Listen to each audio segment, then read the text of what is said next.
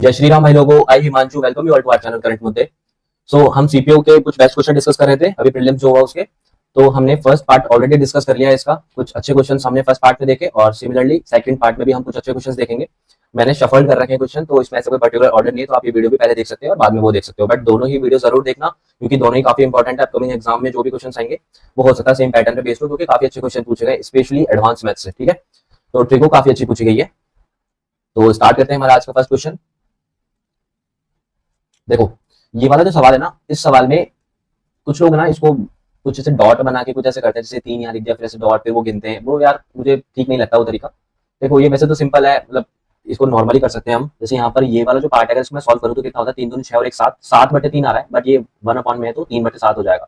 तो ये आ जाएगा 3/7 और इधर 5 है ही, तो 7×5 और 3 38/7 है, ऊपर 1 है तो 38/7 तो 7/38 हो जाएगा, और इधर कितना है 1, ये वाला 1। ठीक है, तो ये 38 7 45, तो यहाँ अब 1 बचेगा, ये वाला 1, इस वाले 1 की बात कर रहा हूँ। तो 38 और 7 45, 45/38 है। ठीक है, तो यहाँ कितना हो जाएगा, ऊपर 38 हो जाएगा और नीचे आ जाएगा 45। तो इसको मतलब क्या होता है, यही होता है इसका मतलब। ऑप्शन डी मेरा करेक्ट हो जाएगा। ठीक है, नेक्स्ट क्वेश्चन देखते हैं। ये रोलिंग, यार ये जो क्वेश्चन है ना, रोलिंग रोटेटिंग कॉन्सेप्ट वाला क्वेश्चन है, तो मैं सोच रहा था इस पर्टिकुलर टॉपिक पर ना मैं सेपरेट वीडियो बना दूं, क्योंकि इसमें काफी कंफ्यूजन होता है। रोलिंग कैसे करते हैं, जब रोलिंग करते हैं तो जो लेंथ और जो ब्रेथ होती है वो कब सर्कमफ्रेंस बनती है, कब हाइट बनती है, तो ये थोड़ा सा कंफ्यूजिंग लगता है। तो अगर आप चाहते हो कि मैं इसकी सेपरेट वीडियो बनाऊं तो आप मेरे को एक बार कमेंट करके जरूर बता देना, वरना फिर नेक्स्ट वीडियो में इसको कवर कर लेंगे, है ना। ठीक है, तब तक के लिए आगे बढ़ते हैं, ये कमेंट करके जरूर बताना। हाँ, ये क्वेश्चन देखते हैं। टाइम एंड वर्क का है। Amita can build a room in a same amount of time that Bina and Sita working together can build if Amita and Bina together could do it in 25 days and Sita alone in 35 days. देखो, हो क्या रहा है कि अमिता है ना, और यहाँ क्या बोला है कि अमिता एंड बीना जो एक साथ मिलकर किसी घर को कितने दिन में बनाती है, 25 दिन में, और सीता जो है वो 35 दिन में बनाती है। तो इन कैल्सियम कितना आ जाएगा, 5 5 और 7 यानी कितना होगा, 175 हो गया ये। तो 25 7 175 और 35 5 175 होता है। अच्छा, समझ में आई। अभी कह रहा है कि जितने टाइम में ना, जितने टाइम में अमिता एक घर बनाती है उतने टाइम में कौन कौन, बीना और सीता घर बनाती है।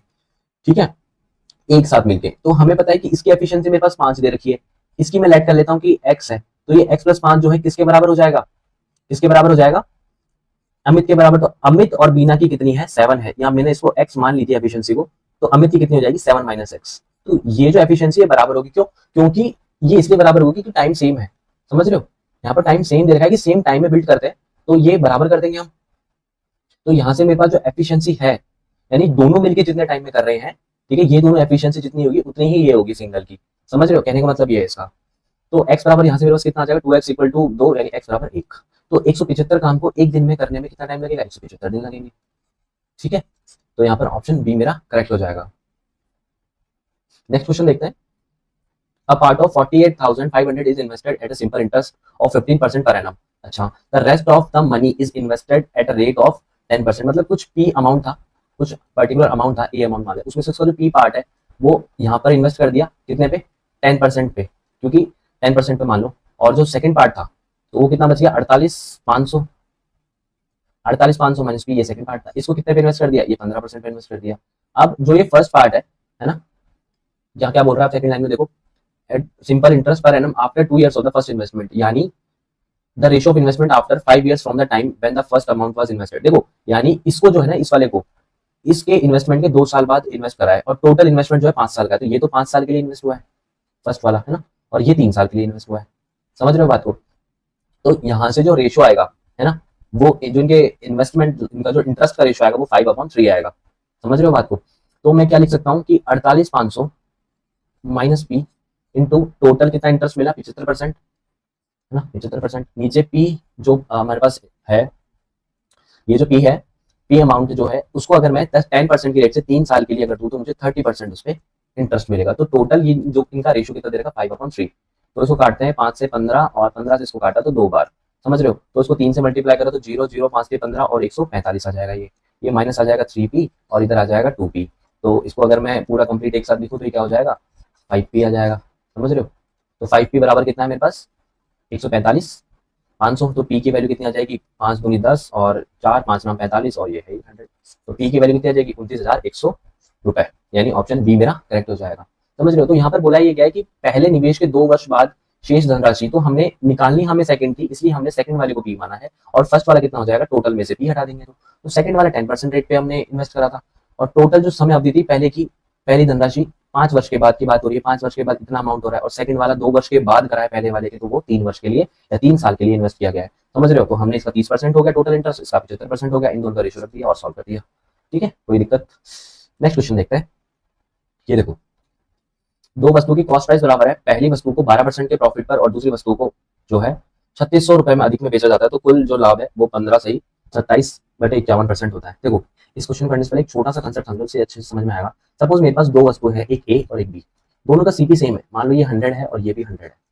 इसको मैं अगर कितना बोलूँ, चलो 12 ले लूँगा, हाँ 12 ले लेते हैं, चलो नहीं चलो 20 लेते हैं, 12 फिर एक्चुअल क्वेश्चन बता दूंगा। मान लेते हैं इसको 20% प्रॉफिट में बेचा, तो ये इसका जो एसपी हो गया ये कितना आएगा, ये सीपी हो गया, ये एसपी हो गया 120। अरे इसको भी अगर मैं 120 पे बेच दूं, यानी 20% प्रॉफिट बेच दूं, तो ये भी 120 से बेचेगा। तो अगर मैं बोलूं कि टोटल प्रॉफिट कितना होगा, प्रॉफिट टोटल वो कितना होगा बताओ, 40% होगा, 20% होगा, या कितना होगा? देखो, हमारे पास जो टोटल प्रॉफिट होगा वो भी कितना होगा, 20% होगा। कैसे? टोटल प्रॉफिट की बात करो तो वो कितना होता है कि नीचे तो आएगा टोटल सीपी, सीपी आएगा टोटल, ठीक है, और अमाउंट में कितना प्रॉफिट करा है हमने, 20 रुपए का, इधर भी कितना है 20 रुपए का, तो 40 रुपए का प्रॉफिट हुआ है। ठीक है, और 100% के लिए लगा दी, तो सीपी टोटल कितना हो जाएगा, 200, तो नीचे आएगा 200, तो ये ऐसे अभी भी कितना आ जाएगा, ये 20%।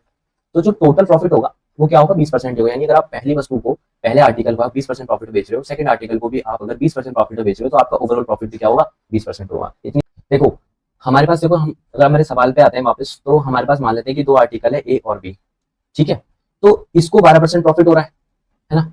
अब मान लेते हैं कि सेकंड वाले को भी अगर 12% प्रॉफिट हो रहा होता, तो ओवरऑल प्रॉफिट कितना होता, 12% ही होता। बट यहाँ पर 12% प्रॉफिट ना होकर के 12 प्लस कितना ज्यादा है, 12 से ये काट सकते हैं वैसे अपन इसको 3 से, तो 3 से काटा तो ये 9 बार, और 3 से काटा 17, तो 3 से ही 9/17%, ये इतना एक्स्ट्रा प्रॉफिट है। ठीक है, इतना एक्स्ट्रा प्रॉफिट है। ये एक्स्ट्रा प्रॉफिट आया क्यों? ठीक है, वो एक्स्ट्रा प्रॉफिट इसलिए आया क्योंकि जो सेकंड आर्टिकल था उसको फर्स्ट आर्टिकल से इतने रुपए एक्स्ट्रा में ज्यादा बेचा। जैसे अगर मैं इस एग्जांपल की बात करूं, तो इस एग्जांपल में क्या हो रहा है हमारे पास कि पहले आर्टिकल को अगर मैं 20% प्रॉफिट बेच रहा हूं, यानी 20 रुपए में बेच रहा हूं, तो सेकंड वाले को भी मैं 20% प्रॉफिट पे ही बेच रहा हूं। इस वजह से जो ओवरऑल प्रॉफिट है वो 20 ही हुआ। बट मैं क्या कह रहा हूं कि जो सेकंड वाला है उसको फर्स्ट वाले से 3600 ज्यादा पे बेच रहा हूं इस केस में। तो अगर मैं 3600 ज्यादा पे बेच रहा हूं, तो ये एक्स्ट्रा प्रॉफिट उसी वजह से आया होगा, है ना। तो मैं कह सकता हूं कि ये इस एक्स्ट्रा प्रॉफिट की वैल्यू ही है 3600 रुपए के बराबर है। 17 और 9 यानी इक्वल टू 60/17% की जो वैल्यू है वो कितनी आ जाएगी मेरे पास, वो कितनी आ जाएगी, 3600।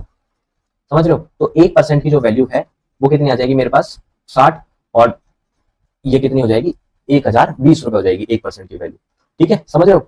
हमने नीचे क्या लिखा था, टोटल सीपी लिखा था, तो सीपी टोटल कितना है अपना, ओवरऑल तो अपने आप में 100% है, लेकिन वो एक्चुअल में है कितना, 200 यूनिट है। समझ रहे हो? इसका 100 यूनिट, इसका 100 यूनिट, यहाँ पर 200 लिखा था ना, ऐसे ही। तो ये 100% है या 200 यूनिट की जो वैल्यू है, एक ही बात है। इसकी वैल्यू कितनी हो जाएगी मेरे पास, 1020, और इसमें 00 लगा देंगे, है ना, यानी 1,02,000 रुपए। तो हमें सिर्फ एक का बताया कि प्रत्येक वैल्यू का पूछा है, प्रत्येक का सीपी कितना हो जाएगा, 100।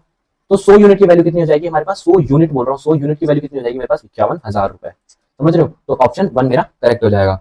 तो ये इतनी जो रामगाथा गाई है, इसको समझाने का सिर्फ पर्पस इतना सा था, ये वाली का, कि आपको ये सवाल सिर्फ इतना सा, ये जो कर रहा है ना मैंने, सिर्फ ये करना आ जाए। समझ रहे हो बात को? तो आई होप आपको अच्छी अंडरस्टैंडिंग मिली होगी कि ये जो एक्स्ट्रा 3 से 9/17% है, इसकी वैल्यू कितनी है, 3600 रुपए के बराबर है, क्योंकि यही जो है, यही परसेंट वैल्यू जो है 3600 का डिफरेंस क्रिएट कर रही है। अगर ये ना होता तो ये भी 12 बेचते, ये भी 12 बेचते, ओवरऑल 12% का प्रॉफिट हो जाता। समझे? चलो नेक्स्ट क्वेश्चन देखते हैं। रेखाखंड वाला, यार ऐसे ना दो क्वेश्चन, एक बार इन्हें कंसेप्ट डिस्कस करते हैं और फिर हम जो है इस क्वेश्चन को डिस्कस करेंगे। ऐसे दो क्वेश्चन है मेरे पास। चलो एक कंसेप्ट डिस्कस करते हैं पहले। Formation of triangle, formation of triangle, ये जो चीज है ना, फॉर्मेशन ऑफ ट्रायंगल वाली चीज, कंडीशन जो हमारी जो कंडीशन है ट्रायंगल बनने की, ये मैंने ज्योमेट्री में भी डिस्कस करी, ज्योमेट्री शायद पार्ट सेकंड में डिस्कस करी है ये वाली चीज। तो यहाँ पर देखो एप्लीकेबल हो रही है, और सीपीयू में भी क्वेश्चन आए हैं। तो देखो क्या होता है हमारे पास कि मैं किस केस में कह सकता हूँ कि एक ट्रायंगल फॉर्म हो जाएगा, अगर मेरे पास तीन जो साइड्स हैं वो ए बी सी गिवन है। ऐसा तो है नहीं कि मैं कोई भी 3 रैंडम साइड ले लूंगा और उससे मैं ट्रायंगल बना सकता हूँ, ऐसा कभी पॉसिबल नहीं है। कुछ लिमिटेशंस होती हैं ट्रायंगल बनाने की, वो क्या क्या होती है वही हमें देखना है। समझ रहे हो? चलो देखते हैं। देखो हमारे पास अगर मैं एक कंडीशन की बात करूं कि एक कंडीशन क्या होगी ट्रायंगल बनने की, तो ये होगा कि अगर मैं कोई भी साइड लूं, सपोज मैंने बी साइड ली, ठीक है, आप कुछ भी ले सकते हो, अब मान लो मैंने बी साइड ली, तो जो बी होगा वो हमेशा बड़ा होगा इससे जो रिमेनिंग साइड है। रिमेनिंग साइड कौन कौन सी बची, ए और सी, तो उन दोनों के डिफरेंस से, यानी जो बड़ा हुआ पहले लिख लूंगा, मैं इसे मॉड लगा देता हूँ, उन दोनों के डिफरेंस से हमेशा बड़ी होनी चाहिए, और उन दोनों के सम से हमेशा जो है छोटी होनी चाहिए। हम सी के केस में भी ये बात बोल सकते हैं कि जो सी जो है वो रिमेनिंग दोनों जो साइड है ए और बी, इन दोनों के डिफरेंस से तो बड़ी होनी चाहिए और ए और बी के सम से छोटी होनी चाहिए। हम ए के केस में भी सेम बात बोलेंगे कि दोनों का जो सम है रिमेनिंग साइड बी और सी, उन दोनों के डिफरेंस से तो ए जो है ज्यादा होनी चाहिए और इन दोनों के सम से कम होनी चाहिए। तो ये वाली जो कंडीशन है ये आपको याद रखनी है, इसी से ही हमारा जो है एक ट्राइंगल जो है फॉर्मेशन होती है। ठीक है, तो हमारे क्वेश्चन पे वापस आते हैं। ये चीज देखो, देखो इस क्वेश्चन में हमारे क्या बोला गया है कि taking any three of the line segment out of the segments of length 2 centimetre, 5 centimetre, 7 and 8 centimetre, the number of triangles that can be formed is. देखो हमें क्या, ये जो चार दे रखी है, चार साइड्स दे रखी है, हमें इनमें से तीन चुननी है। तो हमें पता है कि हम अगर चूज करते हैं तो चुनने के लिए हम क्या लगते हैं, एनसीआर का फॉर्मूला लगाते हैं। एनसीआर, यहाँ पर एन क्या है हमारे पास, चार है टोटल, ये चार है अपने पास। तो इसमें से हमें पिक कितने करने हैं, हमें तीन पिक करने हैं। तो इसका फॉर्मूला क्या होता है, 4 फैक्टोरियल अपॉन 3 फैक्टोरियल और ये 1 फैक्टोरियल। तो ये कितना हो जाएगा, चार। यानी हमारे पास चार तरीके हैं जिनसे हम जो है चार तरह के ट्राइंगल चूज कर सकते हैं, तीन तीन की कॉम्बिनेशन है, जैसे ये तीन का कॉम्बिनेशन है ए बी सी, फिर यहाँ पर बी सी डी, ऐसे करके हम चार चूज कर सकते हैं। ये हमें चीज बता रहा है। अब एक चीज सोचो कि वो चार ट्राइंगल कौन कौन से हो सकते हैं, उन चार ट्राइंगलों की बात करते हैं। ठीक है, जैसे सपोज मेरे पास अगर एक ये ट्राइंगल है, ठीक है, एक इस ट्राइंगल की बात करता हूँ, 2 3 4, तो मेरे पास ये चार ट्राइंगल हो गए। इन चार ट्राइंगलों को लिख लेते हैं पहले, ये एक, ये 2 3 और ये 4। तो मेरे पास ये चार ट्राइंगल हो गए, है ना। अब ये चार ट्राइंगल में हमें बस ये बताना है कि चार यूनिक ट्राइंगल कौन कौन से होंगे। ठीक है, तो देखो मान लेते हैं कि मैंने शुरू में लिया 2 5 और 7, एक ट्राइंगल बना। एक मैंने ट्राइंगल लिया 2 5 और क्या लिया 8, दो ट्राइंगल बन गए। अब मैंने एक लिया 7 8 और 2, एक लिया मैंने 7 8 और 5। इसके अलावा कोई भी ट्राइंगल आप फॉर्म नहीं कर सकते। ठीक है, अब यहाँ भी देख लो कि मैच तो नहीं हो रहे, 7 8 और 5, 7 8 5 नहीं है, 7 8 2 7 8 2 नहीं है। तो हमारे पास ये चार ट्राइंगल बनेंगे, 1 2 3 और 4। ठीक है, अब सुनो, ये केवल ट्राइंगल की पॉसिबिलिटीज है। हमें अब ये बताना है कि जो चार आउटकम निकलेंगे जिनसे आप ट्राइंगल फॉर्म कर सकते हो, इनमें से एक्चुअल ट्राइंगल कितने बनेंगे। ये तो मैंने जस्ट बता दिया कि हम ऐसे तीन तीन के पेयर बना सकते हैं, तो हमने चार पेयरिंग होगी हमारी। एक्चुअल ट्राइंगल कितने बनेंगे उसके लिए हमें वो कंडीशन चेक करनी पड़ेगी। अगर मैं फर्स्ट ट्राइंगल की बात करूं, तो अगर फर्स्ट ट्राइंगल को अगर मैं चेक करूं तो उनमें से कोई भी नंबर उठा सकता हूं। जैसे मैंने 7 उठाया, तो 7 क्या होना चाहिए, हमेशा बड़ा होना चाहिए 7 से, इन दोनों के सम से, बट ये नहीं है। तो और ये इन दोनों के डिफरेंस, सॉरी इन दोनों के डिफरेंस से बड़ा होना चाहिए। तो इन दोनों का डिफरेंस कितना आएगा, 3, और ये 7 जो है छोटा होना चाहिए इन दोनों के सम से। तो इन दोनों का सम है 5 + 2 यानी 7। तो ये चीज नहीं फॉर्म हो रही है, देखो यहाँ पर। तो पहला गलत हो गया, पहला ट्राइंगल नहीं बनेगा, तो इसको कैंसिल कर देते हैं। सेकंड ट्राइंगल की बात करते हैं अब हम, ये कैंसिल हो गया। सेकंड ट्राइंगल की बात करते हैं, जैसे मान लो कि मैं यहाँ पर 8 चूज करता हूँ, तो 8 जो है इन दोनों के डिफरेंस यानी 3 से तो बड़ा होना चाहिए, और 8 जो है इन दोनों के सम से छोटा होना चाहिए। क्या ये चीज दिख रही है, क्या ये सही लिखा हुआ है, नहीं। थर्ड ट्राइंगल की बात करते हैं। थर्ड ट्राइंगल में मेरे पास क्या दे रहा है, जैसे मान लो मैं 2 ही पिक करता हूँ, यहाँ पर ये 2 पिक करा मैंने, 2 जो है इन दोनों के डिफरेंस से बड़ा होना चाहिए 8 - 7, और 2 जो है छोटा होना चाहिए 7 + 8 से। हाँ, ये चीज पॉसिबल है। ठीक है, फोर्थ वाला देखो, फोर्थ वाले मेरे को क्या बोला गया है कि मैं अगर जैसे मान लो कुछ भी उठा लो यार, जैसे मैं 5 ही उठा रहा हूँ, तो 5 जो है इन दोनों के डिफरेंस से तो 1 से तो बड़ा होना चाहिए और इन दोनों के सम से छोटा होना चाहिए।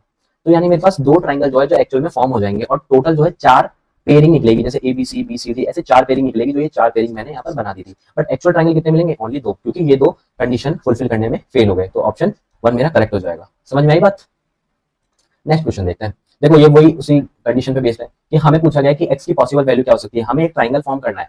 तो जैसे मान लो कि यहाँ पर 7 है, 12 है और ये एक्स है, तो ये एक्स की कौन कौन सी वैल्यू पॉसिबल हो सकती है कि मेरा जो है ट्राइंगल फॉर्म हो जाए। तो एक्स को हम बीच में रखते हैं। एक्स जो है इन दोनों के डिफरेंस यानी 5 से तो बड़ा होना चाहिए, और एक्स जो है क्या होना चाहिए, इन दोनों के सम से छोटा होना चाहिए। इन दोनों का सम कितना है, 19। तो हमारे पास जो एक्स की वैल्यूज आएंगी, एक्स कहाँ से होंगी, एक्स 6 से स्टार्ट होकर के 18 तक जाएंगी। तो ये टोटल कितने नंबर्स हो गए, ये टोटल हो गए 13 नंबर्स। ठीक है, 12 मत कर देना यार सिली गलती से। देखो जब भी ऐसे हो कि आपको टोटल नंबर्स बताने हो तो गलती मत करना, वैसे छोटा नंबर है आपको पता होगा, बट यूजुअली क्या किया करो, इन दोनों का डिफरेंस लिया 18 - 6 और +1 जरूर कर दिया करो। तो टोटल कितना आ गया, 13। तो गलती नहीं होगी बस। ठीक है, नेक्स्ट क्वेश्चन देखते हैं। हाँ, मिक्सचर का क्वेश्चन है ये, इसको देखते हैं। A drink is made by mixing water and juice in a ratio of 9:7। If x litre of water and 2x litre of juice are made mixed in 160 liters of the drink, then the new ratio becomes 13:15 the drink quantity in liters। हमें देखो drink quantity बतानी। देखो initially हमारे पास 9:7 में क्या है, मेरे पास water है और इधर क्या है, मेरे पास जूस है। ठीक है, तो वैसे देखा जाए तो कितना है, 90 लीटर है, और ये कितना है, 70 लीटर, क्योंकि टोटल 160 है ना, 60 है ना। ठीक है, तो हमें बोल रहा है कि x लीटर पानी मिलाया, 2x लीटर जूस मिलाया। तो हम सीधा सा लिख सकते हैं इसको कि मान लो कि 90 लीटर था, इसमें हमने x लीटर पानी मिला दिया, और रेशो की बात कर रहा है ना, तो नीचे रेशो ले लिया, और सेकंड वाला जो है जूस, उसमें हमने 2x लीटर हमने और जूस मिला दिया। इससे क्या हुआ, ये किस रेशो में है, 13:15 में आ गए। इसको सॉल्व कर लो। इसको सॉल्व करने के बाद क्या आता है, देखो कर लेते हैं वैसे, 15 में 135, 1350, और इधर आएगा 15x, है ना, इधर आएगा 91 यानी 910, प्लस ये कितना आएगा 26x, तो ये कितना आ जाएगा 11x, और ये आ जाएगा 440। x बराबर कितना है 40। देखो हमारे पास जो इनिशियल जो था उसमें कितना था 160 था, उसमें हमने 3x ऐड कर दिया। तो 3x ऐड करने के बाद हमसे पूछा है कि जो पीने लायक जो ड्रिंक है उसकी वैल्यू कितनी है। तो x की वैल्यू 40 है, तो हमने एक्चुअल में ऐड कितना करा हुआ 120 लीटर और, तो टोटल जो है वो कितना बन गया 160 प्लस 120, ये बन गया 280 लीटर का मालदाल। तो टोटल जो है 280 लीटर का ड्रिंक बन गई है आपकी, क्वांटिटी जो है 280 litre, option B. Next question देखो, if the simple interest on a certain sum of money for 20 months at a rate of 19.2% per annum exceeds the simple interest on the same sum of 15 months at a rate of 11.2%। देखो मतलब कहने का मतलब है कि इस first जो case है जिसमें हमने 20 मंथ का टाइम में 19.2% की रेट से अगर हम कुछ सिंपल इंटरेस्ट दे रहे हैं, तो वो ज्यादा है कितना, 15, किससे ज्यादा है, सेकंड केस में जब हम 15 मंथ के लिए 11.2% की रेट से हम कुछ अमाउंट दे रहे हैं, तो सेम अमाउंट, सिंपली एक निश्चित राशि, ठीक है, एक सर्टेन सम। तो ये दोनों केस में एक ही सम की बात हो रही है, पी लिख देता हूँ। ये पी जो है इस केस और इस केस की बात हो रही है कि अगर ये जो ये पी है, इस पी को अगर मैं 20 मंथ के लिए 19.2 में दूं, और उसी पी को अगर मैं सेकंड केस में 15 मंथ के लिए 11.2% की रेट से दूं, तो इन दोनों के बीच का जो डिफरेंस है वो कितना दे रखा है, जो इंटरेस्ट का डिफरेंस आएगा 2920 आएगा। तो हमें इसको पूरा सॉल्व नहीं करना है, हम सिर्फ इसको रेशो में लेंगे ताकि हमारा सवाल इजी हो जाए। तो काटते हैं इसको, कितना आएगा, ये 3, ये आएगा 4, ये किससे कटेगा 16, हाँ 16 से देखते हैं, 16 एकम 16, 3, 16 दूनी 32, और 16 7 112। तो ये कितना हो जाएगा, ये 3 से काट दिया 4 बार, तो ये कितना बन गया 16:7। इन दोनों के डिफरेंस की जो वैल्यू है वो कितनी दे रखी है, 8, 16, 9, 9 यूनिट की वैल्यू मेरे को दे रखी है 1920 रुपए। समझ रहे हो बात को। तो हमारे पास अगर मैं मुझे टोटल सम निकालना है तो हम कोई सा भी केस ले सकते हैं। मैं कह देता हूँ कि जो फर्स्ट जो केस है उसमें हमें 16 यूनिट का टोटल इंटरेस्ट मिला है, तो कितना हो जाएगा 29 × 16/9, ये हमें टोटल इंटरेस्ट मिला है। तो अगर मुझे प्रिंसिपल अमाउंट निकालना है तो हम निकाल लेंगे, ये टोटल इंटरेस्ट किसके बराबर होता है, पी आर टी बाई 100 के बराबर है, तो इसको बराबर रख देंगे, पी इंटू आर कितना है मेरे पास 19.2 है, ठीक है, नीचे 100 कर दिया, और ये कितना है 20 महीने के लिए, तो ईयर के लिए 12 से भाग दे दिया। तो इसको सॉल्व करना है हमें, तो इसको सॉल्व कर लेते हैं, वैसे कुछ ज्यादा हार्ड है नहीं। 16 से इसको काट दिया था हमने कितनी बार, 32, कितनी बार काटा था, 12 बार काटा, तो ये 12 यहाँ आ गया, है ना, और इसके बाद हमने 12 से 12 कैंसिल हो गया, इससे आ गए 5, ठीक है। तो 2990 इंटू 5 हमें क्या करना है 9 करना है, तो 101, 29 पंजे 145, 146/9 करना है, तो हमारा आंसर आ जाएगा 19 एकम 9 एकम 9, और ये कितना आएगा 9 और 6 9, और यह 5, 9 की 54, और 2 बचेगा 9 दूनी 18, और फिर ये 200 के लगभग ही आएगा। समझ गए बात को। तो आपको इतना तो करना पड़ेगा इसमें, ठीक है। नेक्स्ट क्वेश्चन देखते हैं। ये हमारे पास ट्रिग्नोमेट्री का क्वेश्चन है, काफी सही क्वेश्चन आया यार ट्रिग्नोमेट्री के। देखो करते हैं इसको, मेरे को ना sine x minus cos x पे जाना, तो सबसे बढ़िया तरीका होता है मैं इसका स्क्वायर कर दूं, क्या कर दूं, स्क्वायर कर दो। स्क्वायर करने पे क्या आएगा मेरे पास 1 + 2 SC बचेगा, कोई दिक्कत, इधर बचेगा 2 sin square theta.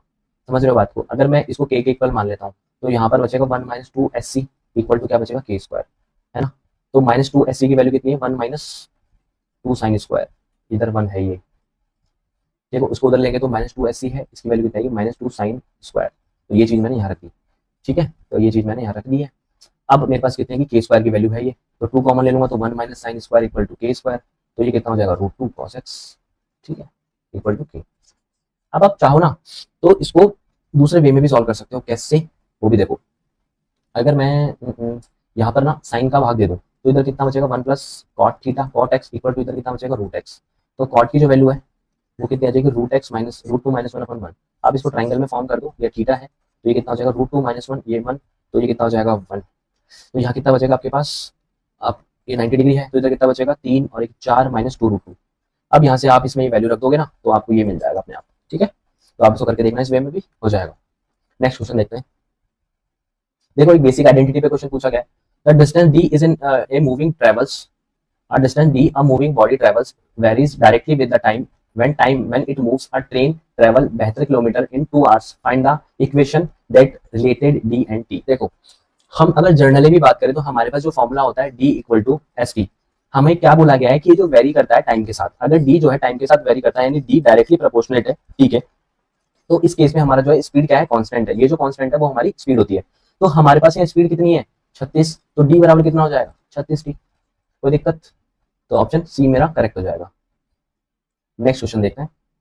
A hollow sphere of external and internal diameter of 10 and 6 respectively, it melted and into another solid, the shape of the right circular cone of a base of diameter 10. Find the height of the cone. अच्छा, तो हमारे पास यहाँ पर क्या है, एक hollow cylinder होलो sphere दे रखा है। उसका फॉर्मूला कितना होता है होलो स्फीयर का, 4/3 pi capital R cube minus कितना स्मॉल आर क्यूब, इधर कितना दे रखा 1/3, ठीक है 1/3, और इधर क्या आएगा पाई, और यहाँ कितना आता है पाई आर स्क्वायर एच। हमें ये एच ही फाइंड करना है, ठीक है। और ये जो आर है, ये R1 है, ये हमें अलग से वैल्यू दे रखी है इसकी, ठीक है। तो यहाँ से मेरे को देखो ये तो कट ही रहा है आपस में, तो यहाँ पर 4 × 4 ये कितना हो जाएगा, इसका डायमीटर अगर 10 है तो रेडियस कितनी हो जाएगी 5, 5 का क्यूब 125, 6 का आधा 3 यानी 27 हो जाएगा इसका क्यूब। तो 125 - 27 होता है 98, तो ये 98 आ गया। इधर 10 स्क्वायर आ जाएगा, नहीं 5 स्क्वायर, देखो गलती कर दी ना, गलती, डायमीटर है 10 तो यहाँ जाएगा 5 स्क्वायर इंटू एच, तो ये कितना आ जाएगा 4 × 98/25। अब आपको इसको सॉल्व करना है। आप चाहो तो यहाँ अप्रोक्सीमेशन ही मान सकते हो, जैसे अगर मैं इसको 24 कर दूं 4 की जगह, 4 6 की 24, तो जो 6 इसे काट दे, 6 कम 6 3, 6 6 36, लगभग 16 के आसपास का आंसर होगा। 16 से थोड़ा कम वाला मेरा आंसर हो जाएगा, वो एक ही ऑप्शन पॉसिबल है। अब ये नहीं करे तो उसको कैलकुलेशन इजी बना सकते हो। 4 × 98/25 दे रखा है, ठीक है, तो आप क्या करो इसको 4 से मल्टीप्लाई कर दो और 4 से डिवाइड कर दो, तो ये चीज आप कर सकते हो। नीचे 100 आ जाएगा, तो 16 से मल्टीप्लाई करोगे आप इसको, 98 को मल्टीप्लाई करोगे तो आ जाएगा 1600 में से 32 गए तो कितना कितना हो जाएगा, 1600 में से 32 गए तो 1568, 1568 को अगर 100 से भाग देंगे तो यहाँ से डायरेक्टली भी आप निकाल सकते हो, ठीक है। Next question, a shopkeeper gives a discount of 12% on the purchase of 10 kg of sugar. The cost price of the sugar is 30 kg and the market price is 38. देखो यहाँ तक देखो एक बार, हमारे पास क्या दे रखा है कि कॉस्ट प्राइस कितनी है 30 है और मार्केट प्राइस कितनी है 38 है, तो उसका अगर रेशियो लूंगा तो वो कितना आएगा 15 से और 38 19, ठीक है।